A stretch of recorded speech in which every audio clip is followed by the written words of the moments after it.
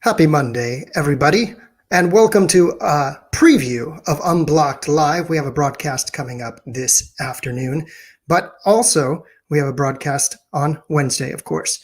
And I just want to give you guys a preview about what to expect today and on Wednesday, including some guests that I have scheduled coming up next week. So I just want to sort of touch on a couple of things and look at Minneapolis, because right now we have breaking news from Minneapolis, and we'll touch on this more this afternoon at the broadcast this afternoon at 1 p.m. Pacific, 4 p.m. Eastern when I speak with Kim Brown. But the breaking news that we have right now outside of Minneapolis, I'll just come over here to what I was just looking at. Jury selection in Derek Chauvin trial is paused for at least a day. And this is to reintroduce the third-degree murder charge. And a court of appeals had ruled that the judge has to reconsider. Here's a tweet from Esme Murphy. Who's that? Is that a reporter? Can't see right now. But so there will be no jury selection today in George Floyd case as the battle between prosecution and defense continues in the Minneapolis Appeals Court over adding third degree. Court has adjourned, but will hear motions this afternoon. Now, this is important because of third degree murder, you can be found guilty of a murder charge without having to prove intent. Because this is now third degree. This is interesting. Third degree is only held in 3 states right now: Florida, Pennsylvania, and Minnesota.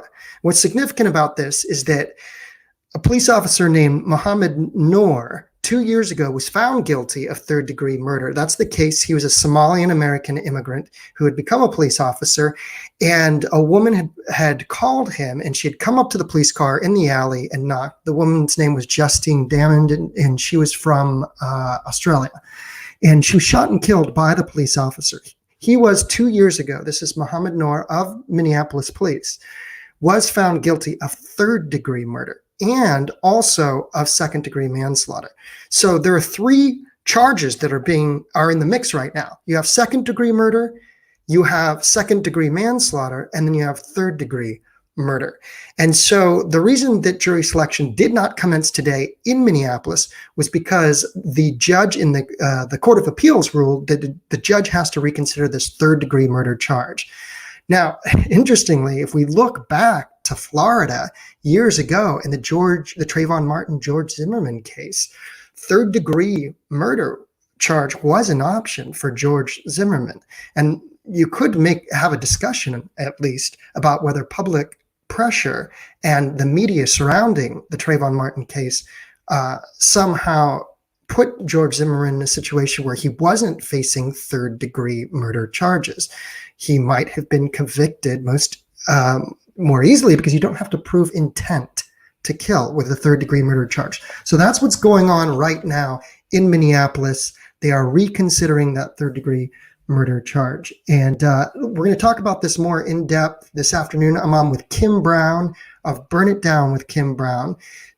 We have very different perspectives, and we've spoken once before on episode 13 of the podcast. So we're going to debate policing. We're going to discuss rather than debate. I don't know that it's necessarily going to be that. We're also going to discuss housing and property ownership and possible solutions of where we agree. There's another thing that I want to point out about Minneapolis. There were a number of shootings in Minneapolis over the weekend, and one person was shot and killed at the location of George Floyd Square. You might not know this. When I went to Minneapolis at the end of last year, there is still an occupied zone in Minneapolis, Minnesota.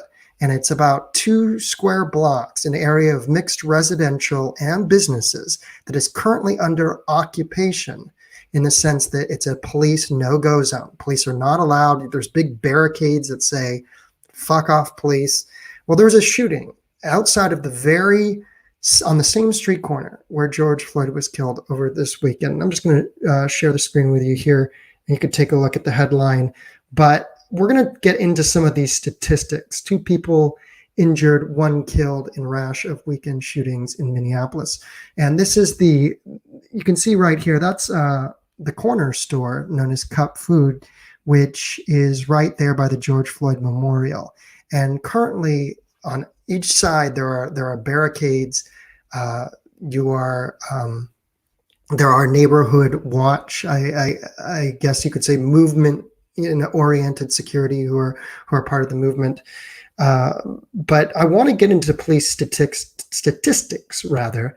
And so one way that we're going to do that is we're going to talk about we're going to have a difficult discussion this afternoon about statistics with race. And this is a chance for me just to kind of look over a couple of these statistics. Now, 19, there have been, I think, what was the Time magazine? Let's look at this Time magazine. This is about the rise, one of the most violent years in decades, the rise in gun violence in 2020, with over 19,000 people killed in shooting and firearms related incidents in 2020.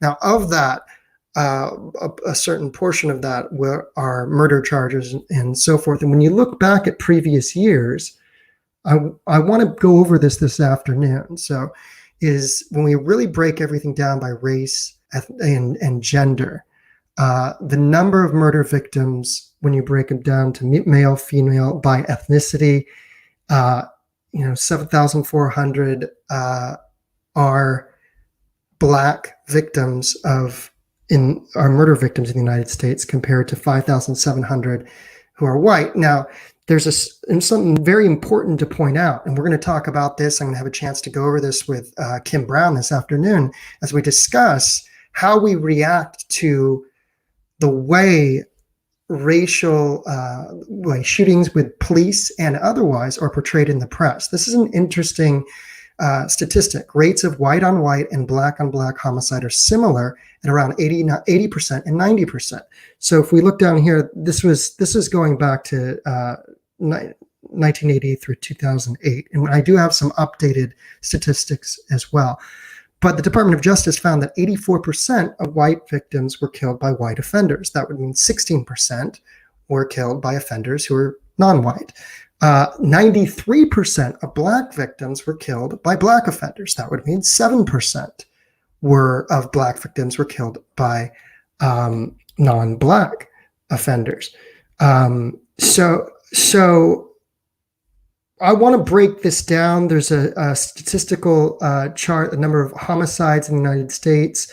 If we're up to 19th, this is a significant jump. Now, I don't know what percent of those 19,000 that I just spoke to mentioned in Time magazine, but you can see here the number of homicides year to year sort of have, if you look back at 2006 at 10,000 and you look at 2019, it stays the same. There is some dips. It looks like 2014 was an especially low year for homicides by firearms, and 2017 was higher.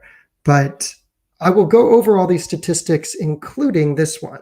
And this is an important one. And those of you who have listened to the Sam Harris podcast about pulling back from the brink, when you really look into homicides, or people shot to death by police in the United States, 2017 to 2021, by race. When you break that down, whites are on the far left. You can see here, they are,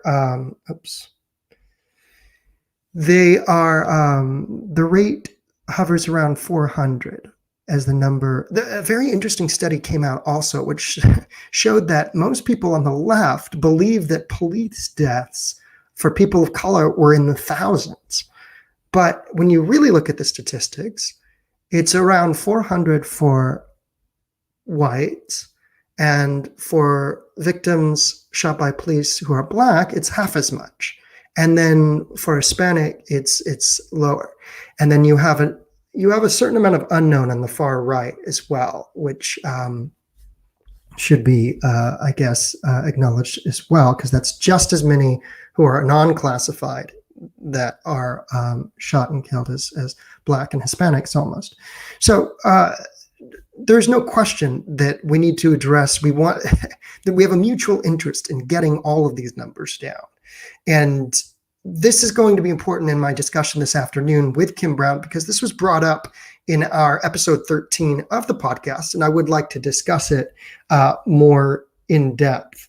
Now, if there's any questions, feel free to ask them. We will have an interesting discussion this afternoon revolving around policing, about Minneapolis. And again, if you're just joining us, the jury selection is being delayed in Minneapolis as the judge reconsiders a third-degree murder charge, which brings up to 25 years incarceration if Derek Chauvin is found guilty of third-degree murder. Now, that can be added in with the second-degree murder, second-degree manslaughter, and third-degree murder. So it certainly gives the prosecution more flexibility. And it's the defense that is opposing it, because if they can show that he did not intend to kill George Floyd, that there was no actual intent there, and you would wonder what would be the motive if there was intent, because certainly with everybody filming, this has been brought up in front of him as he was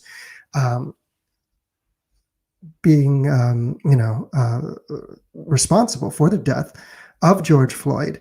What would the actual intent be? So third degree, if the judge allows the third degree murder charge, this allows for a murder conviction without intent that carries up to 25 years of incarceration. And that does not preclude second degree manslaughter or second degree murder, but certainly you need to show intent with second degree murder. I'm not familiar with all the intricacies of second degree manslaughter. So that discussion is going to happen this afternoon. Please come back, youtube.com/unblockedlive. Hit the subscribe button, trying to get some people to check out this broadcast more. And it would help if you are following me on Twitter. It's right there at JLeeQuinn.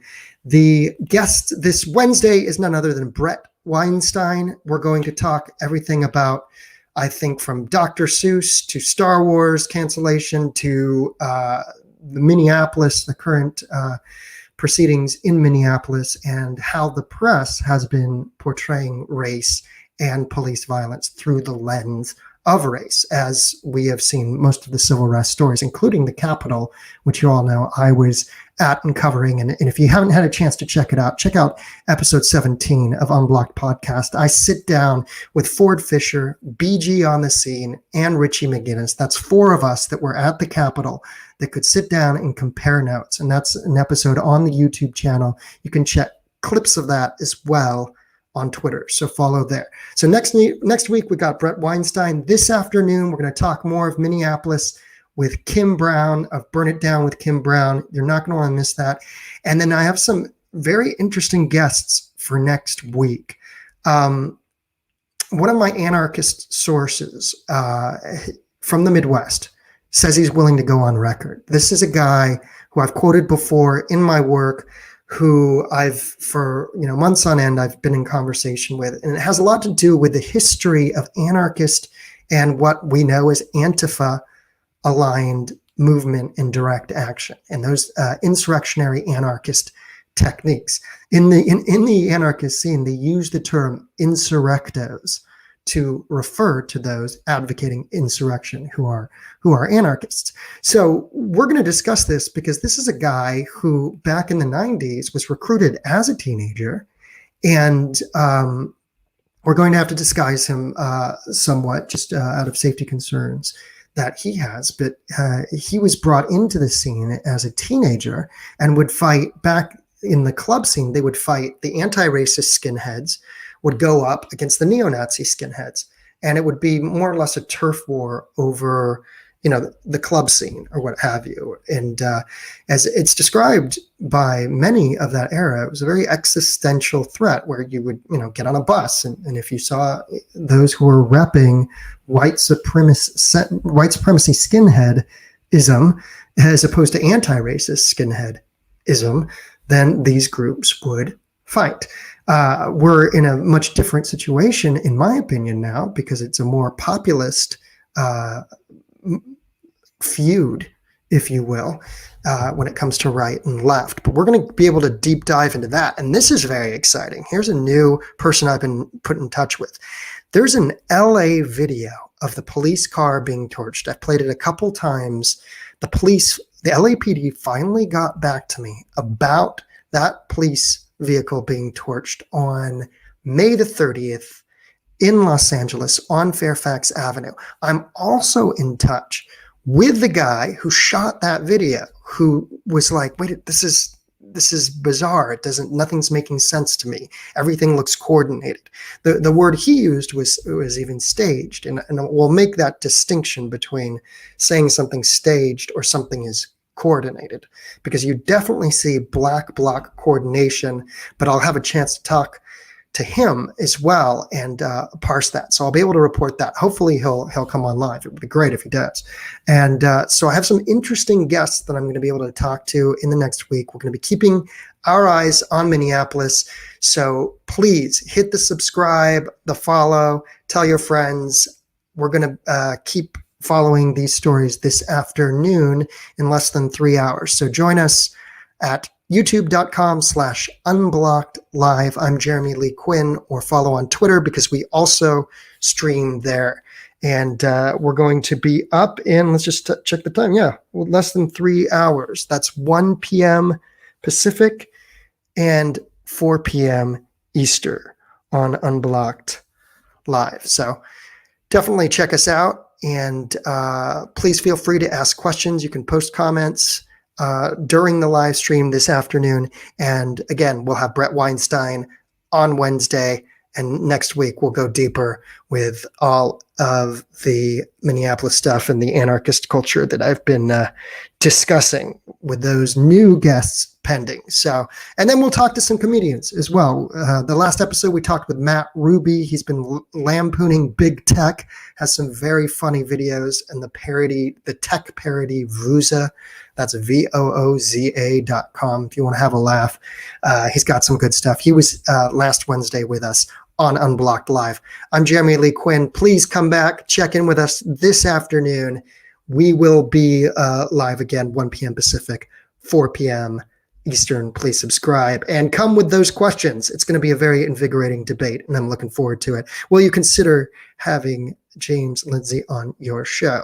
You know, I consider having anybody on this show. Quite frankly, the reason that this show is called Unblocked is not just a reference to Black Bloc, but it's about talking to each other and having conversations. What would be interesting, of course, is having Mr. Lindsay talking to somebody who is so opposed. Now, I'll be honest, I'm not a huge Twitter follower of certain personalities because I'm an advocate of what's been termed dispassionate discourse, where we talk about this stuff and break it down. I've not inserted myself into the back and forth culture of Twitter wars and Twitter, web wars, information wars, whatever you want to call it. I'm not a part of that, but I certainly would welcome anyone who is. So the reason this is called Unblocked Podcast, it's about people unblocking each other and hearing from each other. So yes, I know. I certainly know that. There is a lot going on Twitter, and there's a lot to talk about, and certainly anybody is welcome on this show. And I want to make that absolutely 100% clear that I would talk to almost anybody, provided they're not platforming some absurd kind of hate speech. And it's about talking to each other and really figuring out, parsing information and getting beyond the attacks. So I am open to everything. Please come back this afternoon. We will be on again, 1 p.m. Pacific, 4 p.m. Eastern, to talk everything that I just put out there in regards to Minneapolis police violence, information, web propaganda, and everything. See you folks later.